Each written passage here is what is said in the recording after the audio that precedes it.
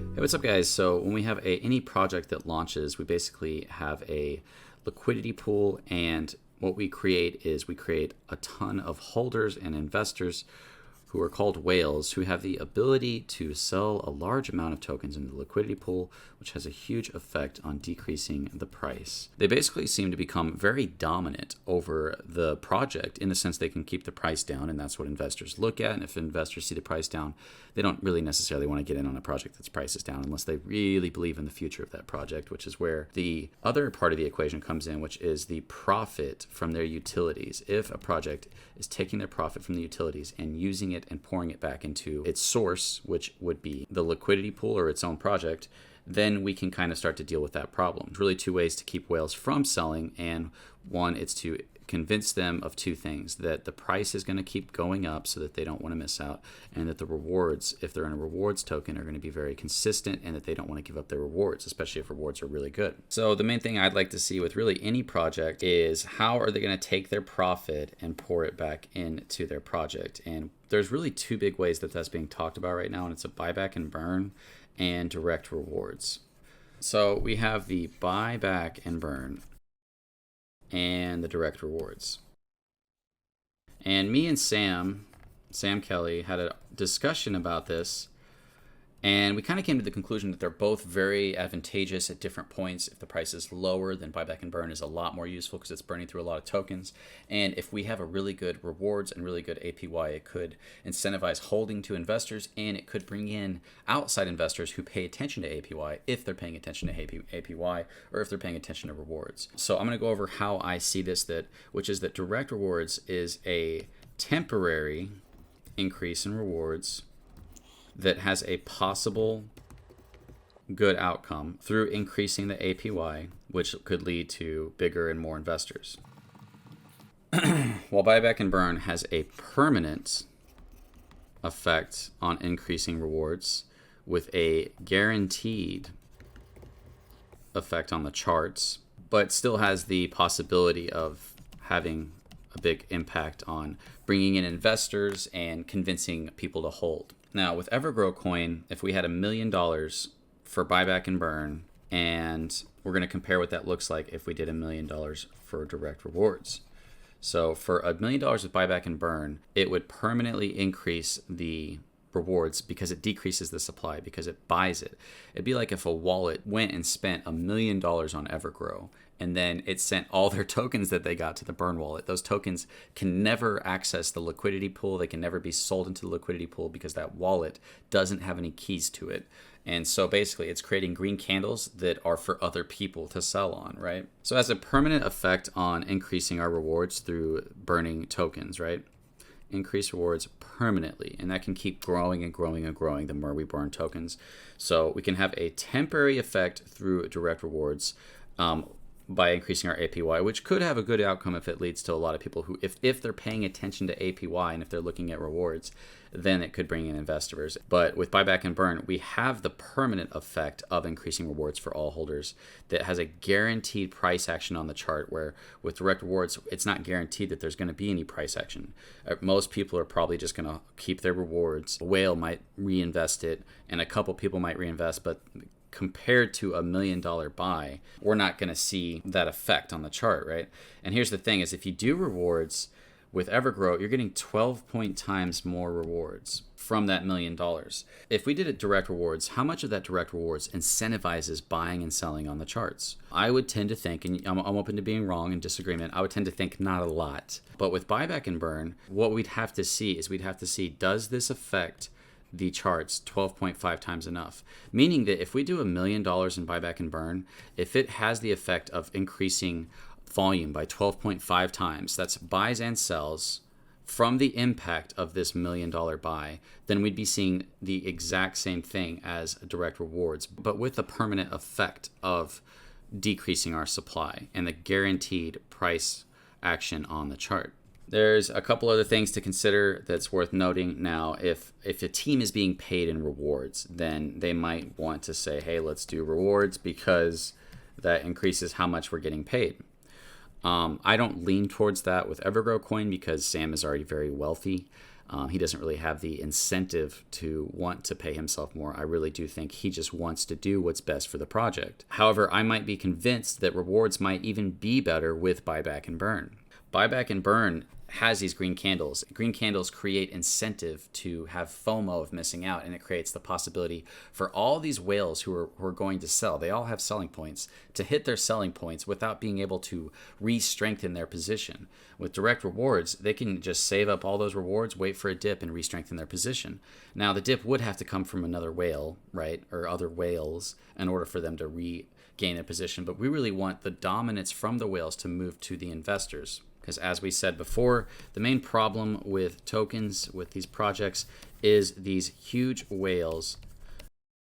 And we need to decrease their percentage, their dominance. Their dominance needs to go down in order to have much less huge sells on a chart that lead to people not being interested in it and people, losing hope. Because it's that movement up where people FOMO and get in and don't want to miss out and keep buying because it keeps going up. So whales, they're a problem to every single project, in my opinion, because the scales are so unbalanced to the whales. And that's what I want to fix with my own project, is I have a way that I think can fix this problem and balance those scales. I need to create real incentive for later investors to get in, not just to feed the whales. I would love to have a solution for that with a project of my own. Does buyback and burn, or does direct rewards fix the main problems with tokens? Now, either one can incentivize holding, right? If buyback and burn creates enough volume, it would have to create 12.5 times more volume to see the same effect as direct rewards. So with direct rewards, it would have to incentivize an insane amount of volume to see how many tokens would be burned. With buyback and burn, you have $860,000 out of $1 million going to the burn wallet. And another 20,000 of that goes to buyback and burn from the tax fee. So you really have $880,000 being burnt. So how much volume would have to be created to see that same amount of tokens being burnt? It's insane, right? So 860,000. We would have to see 44 million. We'd have to see 44 million in volume to have the same effect on burning tokens and increasing our rewards with the direct rewards. And we just know that's not going to happen.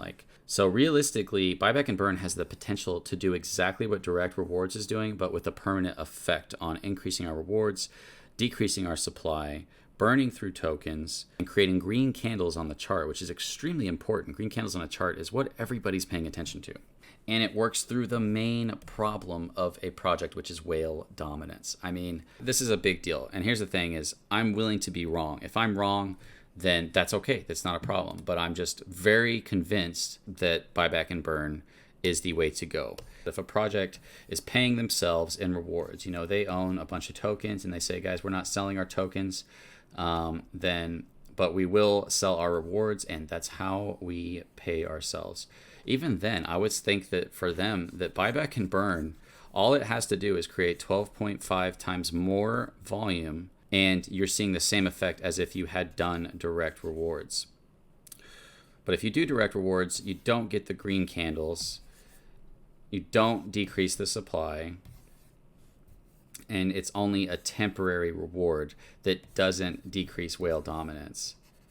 I mean, I don't know, guys. I've sold myself on buyback and burn. I'm open to being wrong, as always. I'm never going to say I might not be wrong, but I'm pretty sold that buyback and burn is the best thing for a project, for rewards, and to bring in outside investors, because what most of us investors are looking at, we're looking at, price, and we're looking at rewards, right? So if direct rewards was happening, it was consistent rewards, that's good, but is it enough for smaller investors who are getting in now or even later to really incentivize them to be happy with it? I've said this before, and I'm just trying to be as honest as I can, is people don't care about APY if it doesn't have an effect on their life. If it's a good APY but it's not affecting their life, then they probably aren't going to care. We're all looking to have an impact on our lives, and the easiest way I think we've ever understood that is understanding that if you hold this big of a bag, whether it's 1 billion, 5 billion, 10 billion tokens, and we hit this much volume, then you're going to make guaranteed this much a month. Obviously, if we got down to 100 trillion supply, which we're at like 400 something trillion right now, you'd make $800 for every billion in volume for every billion tokens. So 1 billion EGC at 100 trillion supply. I'm not saying that would be easy to get to, but if we're burning a lot of tokens through buyback and burn, it might be. And I've always said this. Here's where things get crazy. I mean, if we're consistently doing buyback and burn and the price stays the same, we're going to burn fast, and those rewards are going to increase fast, right? Trillions of tokens being burnt. If we had $1 million buy right now, so $1 million buyback and burn at today's price would be around 2 trillion tokens. That's a lot when it comes to eating away at our supply. So what I was saying is, if we have consistent buyback and burn, let's just say this, and the price keeps going down, the burn's going to increase and the rewards are going to keep going up on a bigger and bigger scale. If we have consistent buyback and burn, then the last thing you're probably going to see is the price going down. And if you do see the price going down, it'll be the one time that you'll actually be happy about it. Because as the price goes down, we're burning even more tokens. You know, at today's price of 0.6045, it's about 1.9 trillion. But if we kept going down, it would finally be seen as a good thing, because we'd say, you know what, watch what the buyback and burn does to this. If we burnt through a lot of our supply, at a certain point, it might be better to switch to direct rewards, but it's really not until we switch to this, until we burn through a lot of our supply. After we burn through a lot of the supply, rewards are high, people are happy. Now start feeding them consistent rewards. I mean, it's to me, it's obvious that really, in my opinion, there shouldn't be a mix of do a little bit of buyback and burn and a little bit of rewards. It should be buyback and burn until we've burnt through a lot of our supply, and then rewards, and then go heavy into those extra rewards, because we've gotten our rewards way up for investors, and then the APY will look insane, right? So yeah, I mean, if we go down to this point, and let's just say that we gained another 0, and everybody's freaking out, oh my god, we got 7 zeros, Evergrow is a terrible project, the price is terrible. And people are just freaking out because we gained a 0 and we're back at 4.5 and what's going on. And guess what? The same $1 million buy would be 19 trillion tokens burnt. Here's how I see this, is that with buyback and burn, you're just probably not going to see that, right? Because with buyback and burn, it's insane. I can't get over buyback and burn. As the price goes down, we burn more tokens. It's like if we're buying and burning tokens consistently, price going down and up, it's good either way, right? If it goes up, we burn less tokens, but the price is going up. If it goes down, we're burning even more tokens at a more consistent rate. That's $880,000 worth of buyback and burn at different prices from every $1 million we make. To make $1 million in buyback and burn a month from the profit from our utility, we would have to be making 30,000 a day, right? About 33,000 a day with our volume. To make $1 billion in volume a month, so that you could see this $800 right here, we'd only have to hit 33 million in daily volume. And obviously the buyback and burn is going to increase the volume. I don't think the direct rewards is going to increase the volume as much. I could be wrong, and I'm open to different arguments. But once again, the more I look at buyback and burn, I'm just selling myself even more on it. So yeah, so in my mind, buyback and burn, all it has to do, I feel like there's no losing with buyback and burn. If we can consistently hit only 1 million a month, and if it becomes more, Evergrow's going to blow up. I mean, there's no way for it to not blow up. The price right now is we're burning about 2 trillion tokens. If we go down and we lose a 0, it's 20 trillion tokens. And if the price goes up and we gain a 0, it would be 200 billion tokens. So it's just one of those things like, hey, the price goes down, we're burning a lot more tokens. The price goes up, everybody's happy, FOMO kicks in.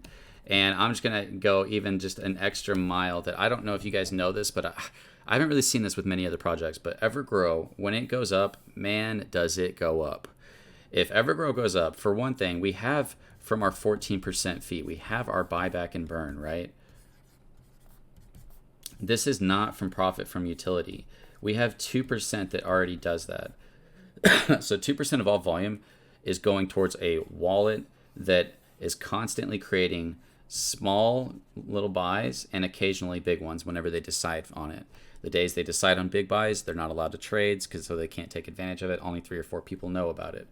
we already have the buyback and burn mechanism, but we don't have it from the outside source going in. This buyback and burn is coming from all the volume, right? So we already have this mechanism that kind of helps create the chart, because as the charts go up and people see that, FOMO kicks in. People buy. They don't want to miss out if the price is going up a lot. A lot of us might be like, oh crap, I could have bought when the price was 6 zeros, 4, 5, and now it's, it's up to 5 zeros, 3, 5, and I better buy if it keeps going up. A lot of people are going to feel that way, and they might be right. If the price skyrockets past that, then yeah, they're buying at a decent price. And it's so interesting to watch, because when the price is down right now, there's a lot of fear and people don't want to buy. But when it starts to go up, then they're like, oh, then they feel more secure in the project and more secure in buying. So it's such an interesting thing to see. There's nothing really wrong with buying on the way up. It's just if you buy at the top, right, that's when you're like really screwed yourself. Or if you buy near the top and then it dips past where you bought, right?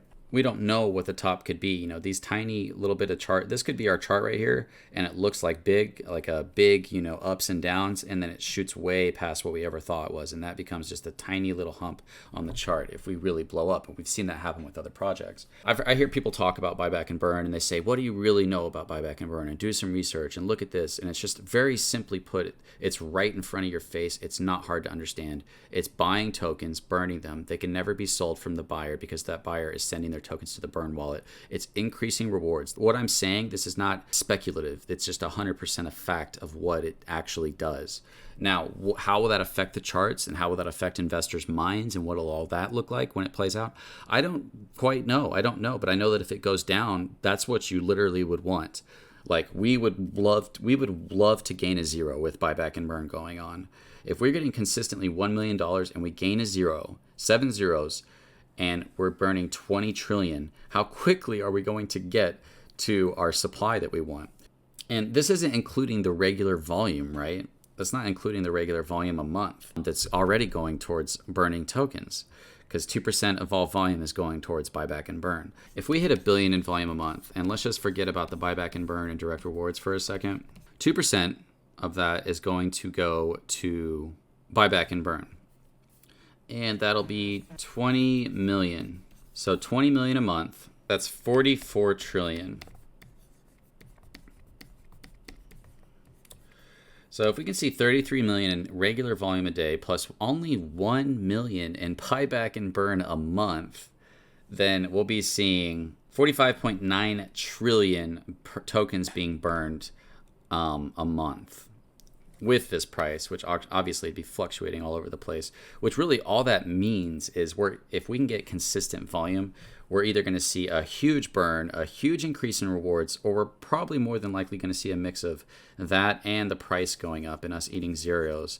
And I know everybody wants to see the price go up. That's when people get FOMO. That's when people get happy. That's when they talk about their project. I'm open to making a second video and having more discussion on this, but I am extremely convinced that buyback and burn is what's best for everybody. It's what's best for the project. So I'm just going to lay out my argument, and I've kind of been back and forth on this. I still think that there's potential for direct rewards, but I think it's not till the end of the lifespan of the project when we've burnt through a lot of our tokens. It's best for the project because it provides an actual way for whales to sell their bags and decrease their position. It gets rid of the number one thing that holds projects down is whales tanking the price just over and over and over again. And we need to work through those people, and that's going to be through green price action on the chart. And direct rewards kind of increases their ability to maintain their position or even increase their position, especially at these lower prices. It's best for the team. The team gets paid, and the team needs to get paid. They're working for us. We're not doing anything, except for me. I'm like doing YouTube, but I get paid a little bit from YouTube, not very much. Because if the team wants to get paid in BUSD rewards, I'm convinced that they're more likely to see more rewards from BUSD because they only have to see 12.5 times more volume than they would have to see the exact same effect of BUSD rewards, but still getting all the benefits of the buyback and burn. Now, I could be wrong. The number could be less than that. But either way, I think that obviously you're still going to see the BUSD rewards are going to be increased by the buyback and the burn, but the BUSD direct rewards are not going to increase burning tokens. They're not going to add any green candles to the chart. If they do, it'll be a very small scale from whales buying, and then whales are increasing their dominance on the project, which is more people that can sell later on, right? Yeah, so in my mind, buyback and burn is what's best for any project and every project. It's best for the team. and it's best for getting rid of that whale dominance. It's best for increasing our rewards. So I'm pretty sold on this, and I'm down to have a debate, discussion with anybody if they want to talk to me about it. It's not really about who's right or wrong. It's about what's best for the project that we're in. And I'm pretty sold on this, and I'm willing to look into this even further. Now, we can always just experiment. Let's do direct rewards. What did that look like? Did people buy? Did people sell? Do we see more volume? Are whales more willing to hold? And that's one thing, is even if whales are holding, it's increasing their position to sell later on if they're using those rewards to buy the dips. That's good for them in the sense that I'm happy that they're doing whatever they want with their money, but it's bad for the project as a whole if we're just increasing the ability for whales to have more dominance over the project. Like, whale dominance over a project is a problem with any project that has to be dealt with. If whales weren't selling, if whales never sold, Safemoon, Evergrow, these projects would have taken off, man. They would have really taken off even more than what they did. But because whales tanked the price, people lost interest, right? And then it came down to like, okay, what can you guys create in the future that can fix this? And to me, what Evergrow is creating is a ecosystem of profit from utility that's buyback and burn. It is the solution to raising the price, to decreasing whale dominance, to increasing our rewards, to increasing BUSD rewards to the team. And I'm completely sold on this. Let me know what you guys think down in the comments. I'll see you guys in the next video.